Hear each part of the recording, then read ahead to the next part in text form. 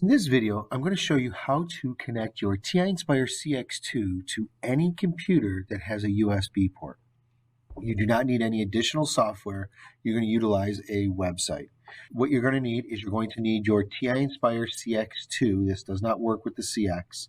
You're also going to need the USB-A to mini USB connector. You will then take both of these items and connect it to your computer. You will then open up your favorite web browser, go into the address bar, and you are going to type in this nspireconnect.ti.com/#/. Now what we're going to do is we're going to make sure that our calculator is connected to our computer using the USB cord and turned on. Once I do that, I can go ahead and connect to the calculator. This little window will pop up. What I need to do is just make sure I select that calculator and click connect.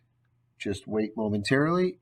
And here are the three options you will have when connected to your calculator. So I can do a screen capture. If I have something on my calculator and you're using something like Word or PDF or OneNote and you want a student to share with you what they did on their actual calculator, you can go ahead and utilize screen capture. And I don't have anything fancy on my calculator right now, but this window pops up. I click capture screen, and that's what is exactly on my screen as we speak.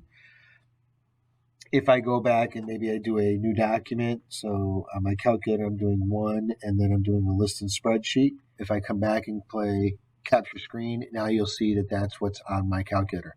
I can copy this and paste it into a Word document, so I'll show you what that looks like. So I'll go ahead and I click this copy. This means download, and this means to add to my Google Drive. I'm going to go ahead and open up a blank Word document. I have Word open. If I go ahead and I double click on that, I get myself a new document, and now I can just Control V or right click, paste, or utilize the paste up here, and I can paste it in. So if this was something I needed to share with my teacher as a student, or as maybe I don't have my software on a computer as the teacher and I'm trying to build something for the students, I could quickly use this to share screen captures. All right, so let's go back to the website here, our Connect, and let's go and talk about file transfer. When it comes to transferring files to and from the calculator, obviously these are the two options. So if I'm a student and maybe I need to share a file with a teacher, because one of the options that's currently in our district is the calculator programming class, and I want to share that program that I created with a teacher, I could say from the calculator. So this will allow me to search my documents, which I don't believe there's much on this particular calculator.